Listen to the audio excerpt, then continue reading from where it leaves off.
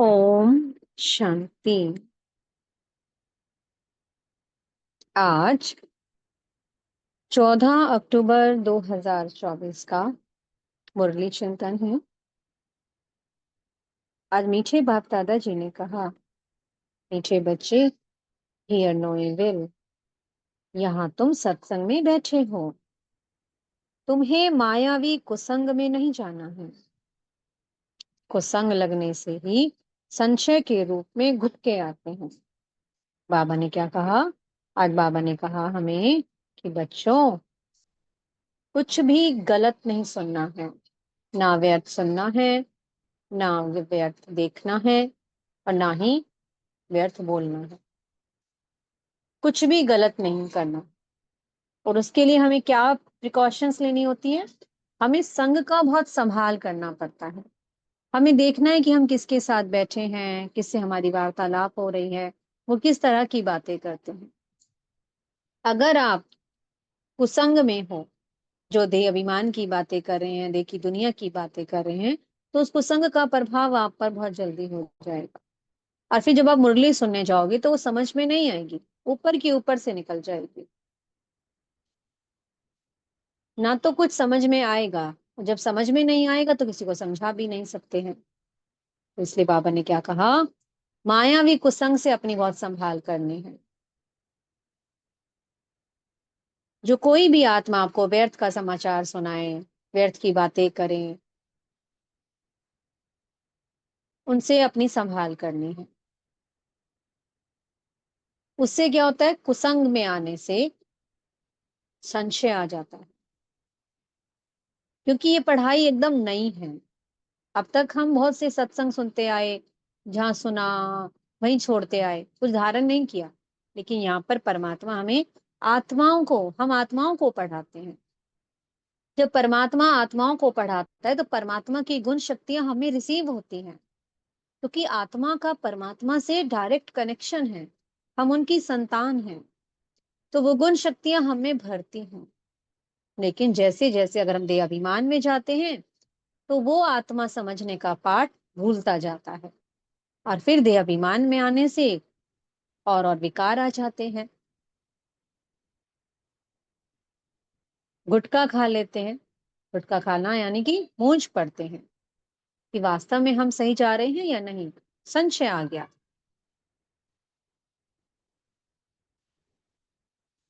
तो इसलिए बाबा ने कहा अपनी बहुत संभाल करनी है।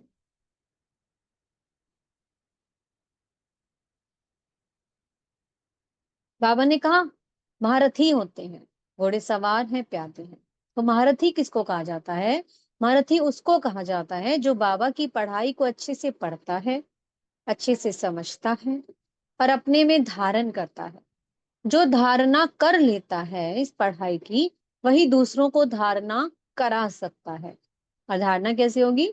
जब आत्मा देही अभिमानी स्थिति का अभ्यास करती है। क्योंकि देही अभिमानी स्थिति का अभ्यास करने से जब किसी को धारणाएं कराई जाती हैं तो वो आत्मा उन्हें कैच करती है, उसको तीर लगता है। तो महारथी कौन हुए? जो खुद समझकर, धारण कर दूसरों को भी धारणाएं कराएं। इसमें फिर नंबरवार हो गए। बाबा ने कहा फिर घोड़े सवार भी हैं कुछ, जो कभी कर रहे हैं कभी नहीं कर रहे हैं। कुछ प्यादे भी हैं जिन्हें कुछ समझ में भी नहीं आ रहा। मुरली सुनी, वहीं की वहीं सुनी और वहीं की वहीं छोड़ दी, और बाहर बाहर निकले, और बाहर के ही बन गए। सिर्फ सुबह शाम बाबा बाबा तो कर रहे हैं, लेकिन पढ़ाई पे कितना टेंशन है वो ध्यान नहीं दे रहे हैं कि बाबा वास्तव में है क्या, वो हमें क्या पढ़ा रहे हैं, हमें क्या बनाना चाहते हैं। तो इसमें रिस्पेक्ट रिगार्ड बहुत होना चाहिए। बाबा ने कहा ब्रह्मा बाप का बहुत रिस्पेक्ट रिगार्ड करना है। यही एक भाग्यशाली रथ है, इसका मैं आधार लेता हूँ। इसी के द्वारा फिर तुमको भी उस राजाई का मालिक बनाता है। फर्स्ट प्रिंस कौन बनेगा? ब्रह्मा बाबा की आत्मा, तो कृष्ण बनती है। अब खाली कृष्ण थोड़ी अकेली थोड़ी ना जाएंगे, तो हम भी उनके साथ जाएंगे। राजाई बन रही है, तो वो कौन जाएंगे? उस राजाई में वही जाएंगे जो ब्रह्मा बाप को फॉलो करेंगे। जैसे वो सर्वंश त्यागी बने, ऐसे हमें भी करना है। तन मन धन सब कुछ अर्पण।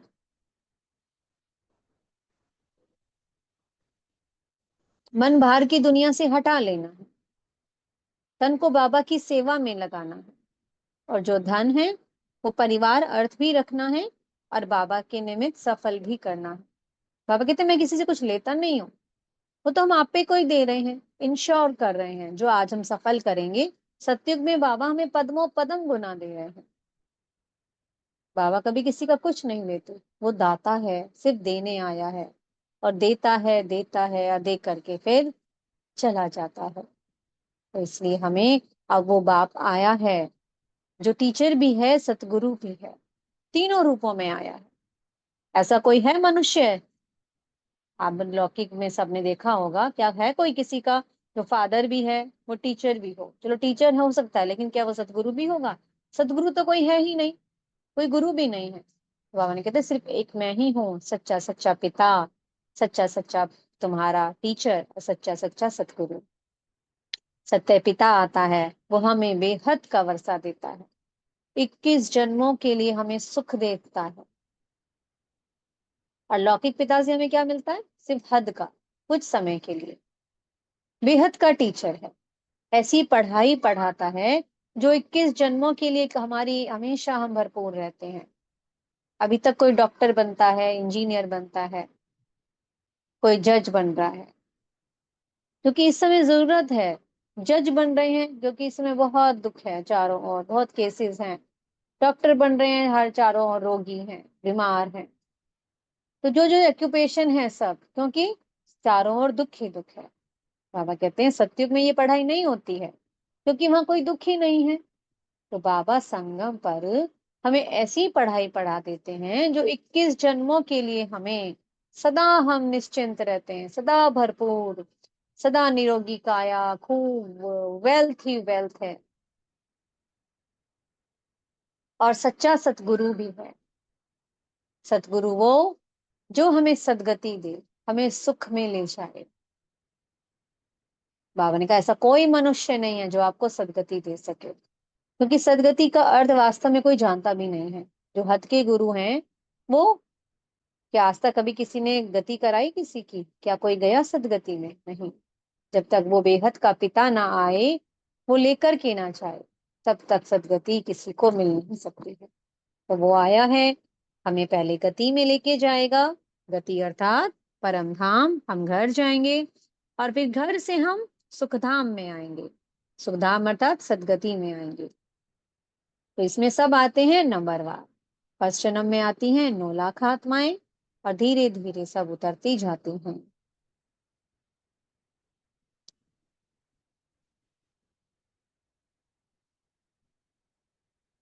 एक बाबा ने आज कहा कि हम किसी भी मनुष्य को स्पिरिचुअल नहीं कह सकते हैं।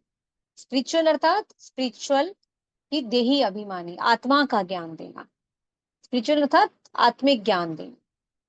अब इस समय बहुत हम देखते हैं कि स्पिरिचुअल कॉन्फ्रेंस हो रही हैं, कोई कुछ कह रहा है, कोई कुछ कह रहा है, लेकिन वास्तव में जब उन्हें स्पिरिचुअल वर्ड की नॉलेज ही नहीं है। स्पिरिचुअल वर्ड बना कैसे? स्पिरिचुअल बना स्पिरिट से, स्पिरिट अर्थात सोल, आत्मा। तो स्पिरिचुअल हो गया आत्मिक ज्ञान, लेकिन आत्मा का ज्ञान तो कोई दे ही नहीं रहा। सब देह का ही ज्ञान दे रहे हैं। देह अभिमानी है, देह का ही ज्ञान दे रहे हैं। तो वास्तव में स्पिरिचुअल नॉलेज उसको कहा जाता है जहां पर आत्मा की पढ़ाई पढ़ाई जाती है। और ये पढ़ाई सिर्फ परमात्मा आते हैं तब वो हमें पढ़ाते हैं, क्योंकि वो एक ही स्पिरिचुअल फादर है और कोई है ही नहीं जो इस ज्ञान को हमें दे सके। तो इसलिए हमें वो देही अभिमानी बनने की शिक्षा देते हैं। इसलिए वो सुप्रीम है, वो पतित पावन है, ऊंचे ते ऊंचा है। जो वो कार्य करता है कोई भी मनुष्य नहीं कर सकता। वो हम सब आत्माएं जो पतित बन गई थी सबको पावन बनाता है। क्या आज तक कभी कोई मनुष्य ने किसी को पावन बनाया? या खुद कोई मनुष्य पावन है? सन्यासी को सब कह देते हैं कि पवित्र है, लेकिन विकार, जन्म तो उनका विकारों से हुआ है ना, तो पवित्र कहाँ हुए वो? इसलिए बाबा आते हैं जो कभी जन्म नहीं लेते, जो अजन्मा है, जो हमें ऐसी पढ़ाई पढ़ाते हैं, हमें देही अभिमानी बनना सिखाते हैं। तो इसलिए हमें उस पढ़ाई को बहुत अच्छे से पढ़ना है। यही है सच्ची सच्ची पढ़ाई, जिसको स्पिरिचुअल कहते हैं। इसलिए वो सुप्रीम है। अब सब कहते हैं कि गंगा पतित पावनी है। अगर गंगा पतित पावनी है तो अभी तक कोई पावन क्यों नहीं बना? वास्तव में गंगा निकली कहाँ से? कहते हैं ना, सागर से निकली। गंगा सागर से निकली है और सागर में ही समा जाती। कौन है गंगाएं? हम सब हैं बाबा के बच्चे। हम सब गंगाएं हैं। कहाँ से निकली हैं? परमपिता परमात्मा, जो सागर है, सुख का, शांति का, प्यार का। तब हमें सबको कहाँ जाना है? बाबा के पास जाना है। अब उस सागर से मिलना है। इसलिए बाबा ने कहा कि अब सबको स्पिरिचुअल पढ़ाई को अच्छे से पढ़कर खुद भी अच्छे से पढ़ना है और दूसरों को पढ़ाना है। बाबा का राइट हैंड बनना है। नर से नारायण बनना भी है, नारी से लक्ष्मी बनना भी है, और सबको बनाने की सेवा करनी है। मीठे सतगुरु जी ने आज वरदान दिया है, किसी के व्यर्थ समाचार को सुनकर इंटरेस्ट बढ़ाने की बजाय फुल स्टॉप लगाने वाले परमत से मुक्त भवा। बाबा ने कहा कि कई बच्चे क्या करते हैं, चलते चलते श्रीमत में, जो बाबा श्रीमत देते हैं, उसमें परमत मिक्स कर देते हैं। जब कोई ब्राह्मण संसार का समाचार सुनाता है तो उसे बहुत इंटरेस्ट से सुन रहे हैं कि हाँ भाई ये ब्राह्मण है, बाबा का बच्चा है, लेकिन ये कोई बात बता रहा है तो अच्छे से कोई अच्छी बात ही बता रहा होगा। और सुनते रहते हैं और क्या हो जाता है, वो साझा जो उसने सुनाया, जो व्यर्थ सुनाया, वो बुद्धि में चला गया। टाइम भी वेस्ट हो गया और बुद्धि में क्या हो गया, व्यर्थ आ गया, बाबा की याद चली गई। जरूरी नहीं है कि हर ब्राह्मण आत्मा बाबा की पढ़ाई को अच्छे से पढ़ रही है। पहले चेक करना है कि वो आत्मा कितना पढ़ाई पे अटेंशन दे रही है, कितना बाबा की याद में रह रही है। सब नंबरवार हैं। राजाई बन रही है, ये ध्यान रखना है सबको, राजधानी बन रही है। इसमें महाराजा महारानी भी हैं, साहूकार भी हैं, प्रजा भी है, तो प्रजा की भी प्रजा, नौकर चाकर भी हैं, चंडाल भी हैं। तो इसलिए अपनी बहुत संभाल करनी होती है। बाबा ने कहा है, कोई आपको व्यर्थ सुनाए, व्यर्थ की बातें सुनाए, इस पुरानी दुनिया का समाचार सुनाए, तो सुनते हुए भी नहीं सुनो। अगर कोई सुन भी लिया तो उसे फुल स्टॉप लगा दो। परमधाम में बाबा के संग बैठ जाओ और पवित्र किरणें हम पर बरसाओ। अपने मन बुद्धि संस्कारों को पवित्र करो, फिर गुण शक्तियों को भरो, ताकि जिस भी आत्मा ने हमें कोई भी कुछ सुनाया, व्यर्थ सुनाया, तो हमारे मन में किसी के प्रति कोई घृणा का भाव ना हो कि ये आत्मा छोटी है, ये आत्मा छोटा पद पाने वाली आत्मा है, बाबा की श्रीमत पर नहीं चलती। नहीं, हर एक आत्मा को क्या देखना है, आत्मा भाई भाई, ये मेरा आत्मा भाई है, ये मेरे बाबा का बच्चा है। इसलिए बाबा ने कहा, फिर कहेंगे परमत से मुक्त। सुन भी लिया, सुनते हुए भी नहीं सुना, और जिसने सुनाया उसके प्रति हमारे मन में कोई भाव उत्पन्न ना हो कि ये कैसे बन पड़े हैं, ये कैसे बच्चे हैं बाबा के। नहीं, ये मेरा आत्मा भाई है। उसके प्रति दुआओं का भाव हो कि ये मेरे बाबा का अष्टरतन बच्चा है। स्लोगन है, जिनकी दिल विशाल है, उनके स्वपन में भी हद के संस्कार इमर्श नहीं हो सकते। ओम शांति। बहुत बहुत शुक्रिया प्यारे प्यारे हमारे मीठे मीठे बाप दादा जी का। ओम शांति।